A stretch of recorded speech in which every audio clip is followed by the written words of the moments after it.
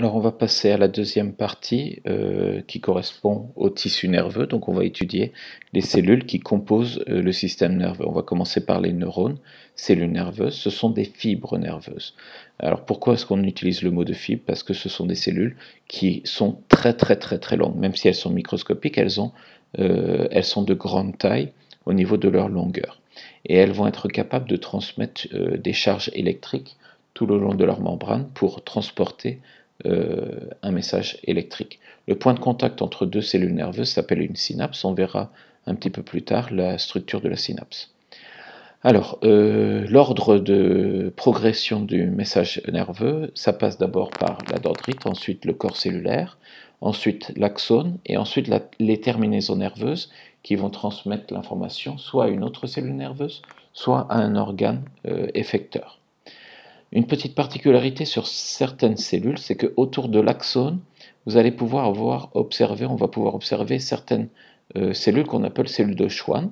Ici, on voit le noyau. Et en fait, dans les cellules de Schwann, vous avez une réserve de molécules lipidiques qui s'appelle la myéline. Cette cellule de Schwann va s'entourer autour de l'axone et elles vont former ce qu'on appelle la gaine de myéline, donc une protection composée de myéline. Ici, on peut voir en bleu les petites cellules de Schwann qui sont composées qui vont stocker la myéline. Cette myéline est un lipide et la particularité de la myéline, c'est qu'elle ne transmet, c'est un bon isolant électrique. Donc le message électrique, lorsqu'il arrive à une cellule de Schwann, est obligé de sauter entre chaque cellule de Schwann et les espaces disponibles pour ce message électrique s'appellent les nœuds de Ranvier. Donc le message électrique saute de nœud de Ranvier au prochain nœud de Ranvier. Quelle est la particularité alors de cette cellule de Schwann et de cette myéline? En fait, ça va permettre deux choses. Première chose, les cellules de Schwann permettent de protéger l'axone. Et deuxième chose, ça permet de transporter le message électrique grâce à des petits sauts. Et donc, le passage de l'information électrique nerveuse sera beaucoup plus rapide que si il n'y avait pas de cellules de Schwann. Donc, première chose, protection. Deuxième chose, la circulation du message électrique est beaucoup plus rapide avec les cellules de Schwann. Alors, le message nerveux, d'abord, avant d'observer le message nerveux, en fait, il faut qu'on observe une petite particularité des neurones, des cellules nerveuses, des fibres nerveuses. C'est que si on place deux électrodes, une première électrode à l'intérieur de la cellule et une deuxième électrode à la surface, on va voir qu'il y a une différence de potentiel, c'est-à-dire une différence de charge électrique qui va être plutôt négative à moins 70 millivolts. La différence de potentiel ici est donc de moins 70 millivolts. À quoi correspond cette différence de potentiel? En fait, on va pouvoir observer que l'intérieur d'une cellule nerveuse est plutôt chargé négativement et l'extérieur est plutôt chargé positivement. D'accord? Cette différence de potentiel qui se trouve à l'état d'une cellule nerveuse au repos, c'est ce qu'on appelle le potentiel de repos. Donc il n'y a pas de message électrique, c'est juste un état naturel de l'axone, de la cellule nerveuse, et on appelle cet état normal de repos le potentiel de repos. Alors, lorsque l'on va fabriquer un message électrique, la cellule nerveuse va fabriquer ce qu'on appelle un potentiel d'action. C'est une onde de négativité qui va se retrouver à la surface de l'axone ou de la fibre nerveuse. Normalement, comme on a vu tout à l'heure, le potentiel de repos, c'est chargé positivement à l'extérieur, chargé négativement à l'intérieur. Le message électrique, il va avoir une inversion de polarité, c'est-à-dire que le temps du passage du message électrique, vous allez avoir le potentiel de charge qui sera plutôt négatif à l'extérieur et potentiel ou des charges positives plutôt à l'intérieur de la fibre nerveuse. Et ce potentiel d'action va pouvoir se déplacer tout le long de la fibre. Si on étudie étape par étape, donc on va commencer ici avec une cellule nerveuse, les électrodes de stimulation, une première électrode R1 qui va enregistrer le message électrique et une électrode R2 qui se trouve à la surface de l'axone. On va envoyer une stimulation, donc la zone rouge en fait c'est la stimulation qui commence, que l'on voit ici par un artefact, c'est-à-dire une petite remontée au niveau de l'oscilloscope. Le message électrique commence à avancer, mais n'est pas encore sous l'électrode. Donc ici, on est toujours à moins 70, puisqu'on se trouve à l'enregistrement au niveau de R1 ici. Le message électrique commence à arriver sur R1, et donc on va enregistrer une électropositivité à la surface de R1 qui permet de passer de moins 70 à environ plus 40 au niveau du potentiel d'action. Lorsque le message électrique repart, on va avoir une diminution du potentiel, de différence de potentiel, et on va revenir à une électronégativité, donc on revient à moins 70. Il y a donc trois parties importantes au niveau du potentiel d'action. Première partie, la dépolarisation, c'est-à-dire que c'est l'arrivée du message nerveux. Repolarisation, c'est le départ du message nerveux. Et l'hyperpolarisation, c'est une remise en équilibre pour revenir à un potentiel de membrane de moins 70, puisqu'on n'est pas arrivé tout à fait à moins 70 après la repolarisation. Ici, vous avez un exercice que vous regarderez à la maison. Vous pourrez essayer de le faire. Vous avez de toute façon ici la réponse. On peut calculer la vitesse du message électrique en mètres par seconde. Ici, vous avez ici, par exemple, la distance entre l'électrode et la réceptrice, ou alors la distance entre la réceptrice 1 et la réceptrice 2. Si vous prenez les 2 cm qui correspondent ici à la distance de l'électrode à l'oscilloscope, en fait, vous pouvez calculer le temps T1 qui correspond au départ du message électrique sous l'électrode et à l'arrivée de la première électrode R1. Donc grâce au temps et grâce à la distance, vous pouvez calculer la vitesse qui correspond à la distance divisée par le temps. Je vous laisse regarder ça à la maison tranquillement. Nous, on va continuer avec l'origine du potentiel de membrane, c'est-à-dire qu'on a vu que l'extérieur était plutôt électropositif et l'intérieur plutôt électronégatif, jusqu'à arriver à une différence de potentiel de moins 70. En fait, ce qu'on va remarquer, c'est qu'il y a une forte concentration de Na+ à l'extérieur, une faible concentration de Na+ à l'intérieur, une forte concentration de K+ à l'intérieur et une faible concentration de K+ à l'extérieur. La totalité des ions positifs à l'extérieur est supérieure à la totalité des ions positifs à l'intérieur.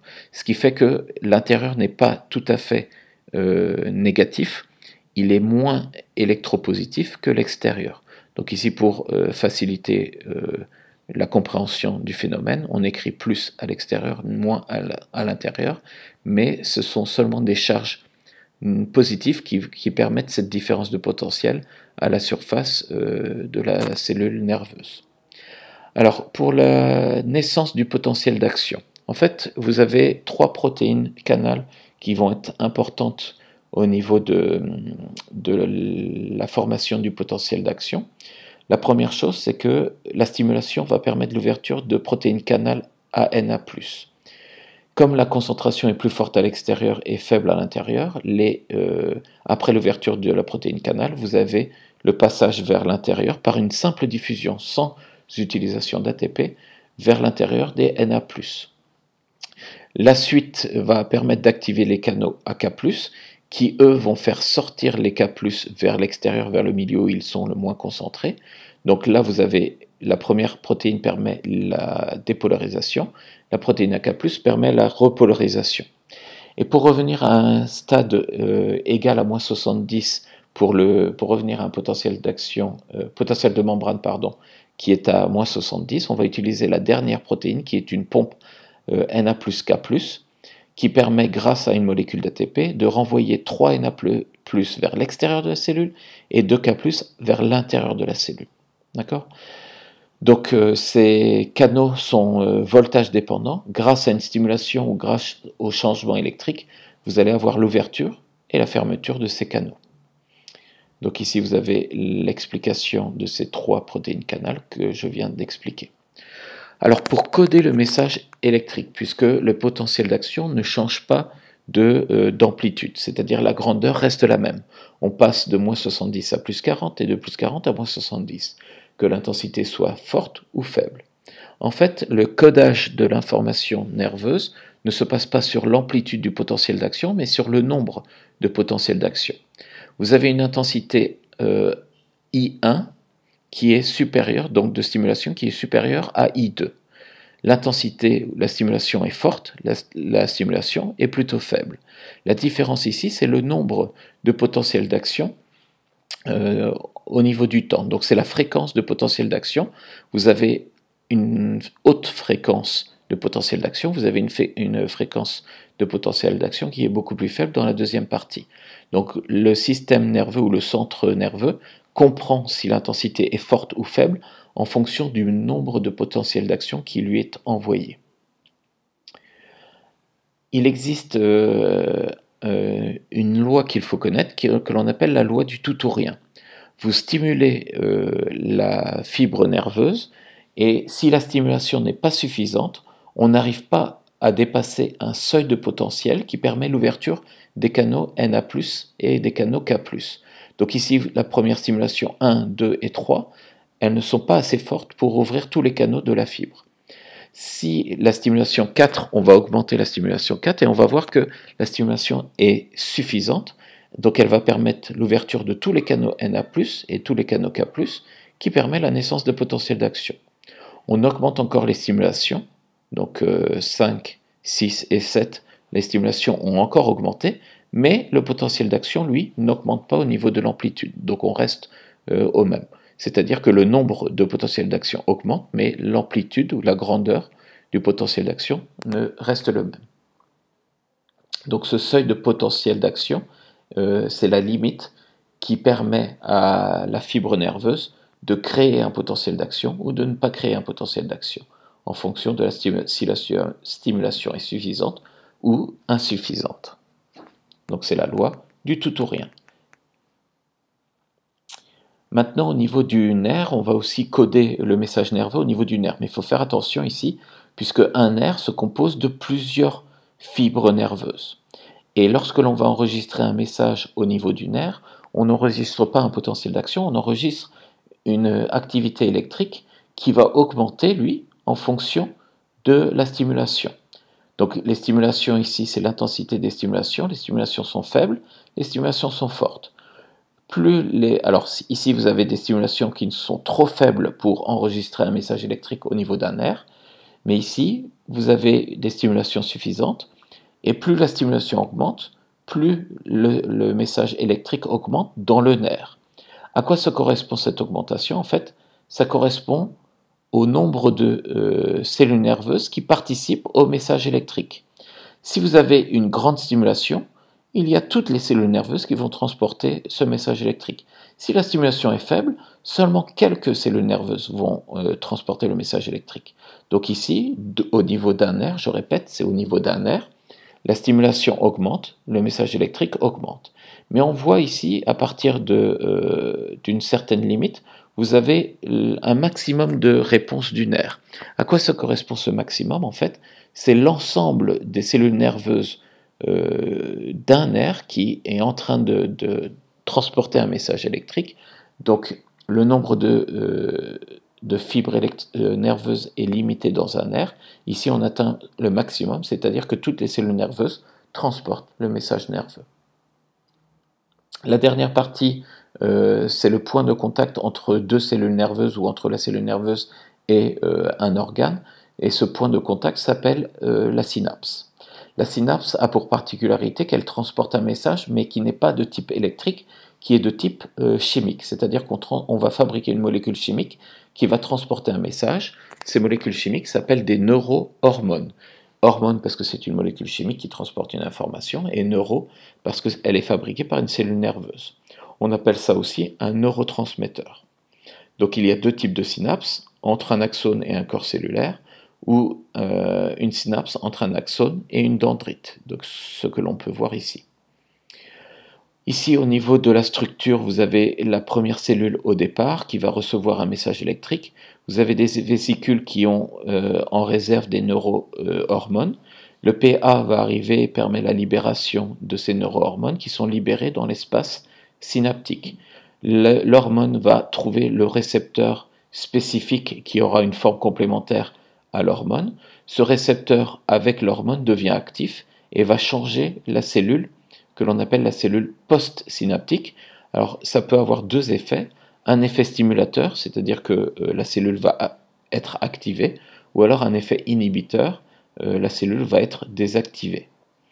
Ici, vous avez les différentes étapes de la transmission du message nerveux au niveau de la synapse. Je vous laisse lire et apprendre cette partie qui correspond à l'image ci-dessus.